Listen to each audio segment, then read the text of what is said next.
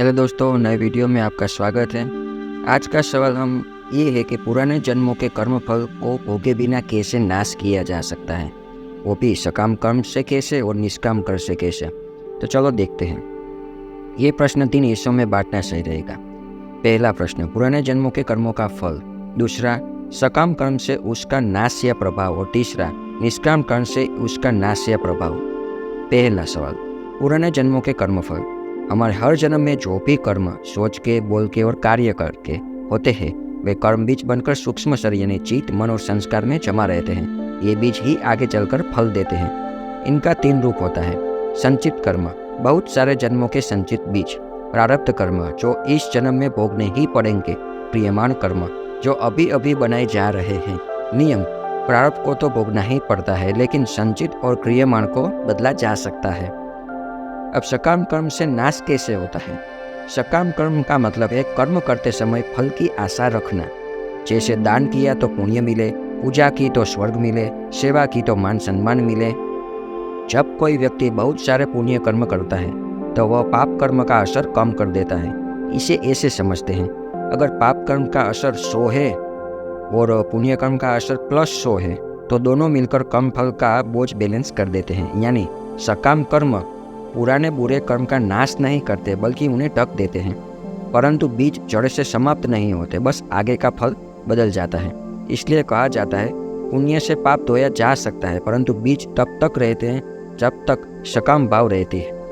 उदाहरण देखिए, मान लीजिए किसी के खाते में बहुत कर्ज पाप है। वह बहुत मेहनत करके खूब पैसा पुण्य कमाता है और कर्ज चुका देता है। अब कर्ज खत्म हो गया, पर उसकी आदत लालच, खर्च, मोह वही है, तो नया कर्ज फिर से बन जाएगा।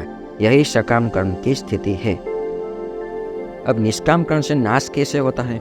निष्काम कर्म का अर्थ है फल की चिंता किए बिना ईश्वर को समर्पित होकर कर्म करना।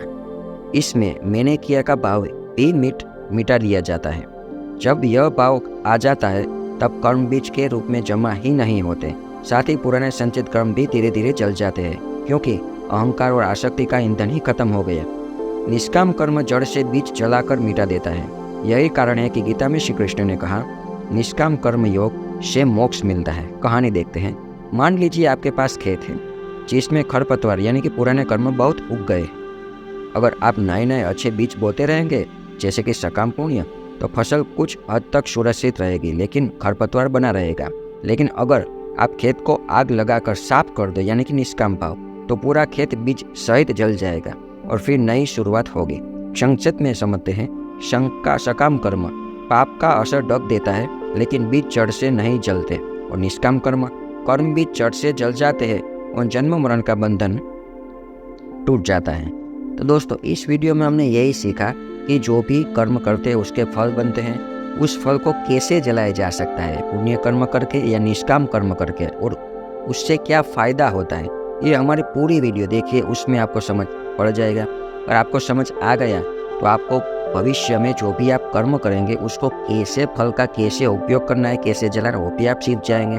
तो वीडियो देखिए, पूरा देखिए, दूसरों को शेयर कीजिए, कमेंट बॉक्स में जय श्री राम लिखिए, और इस वीडियो को लाइक करें, शेयर करें, सब्सक्राइब करें। ज़्यादा से ज़्यादा लोगों को भेजिए, जिससे वो सीखे कि कैसे कर्म का फल आता है और उसको कैसे जलाया जा सकता है। मिलते हैं नए टॉपिक के साथ नए वीडियो में, तब तक के लिए जय श्री राम।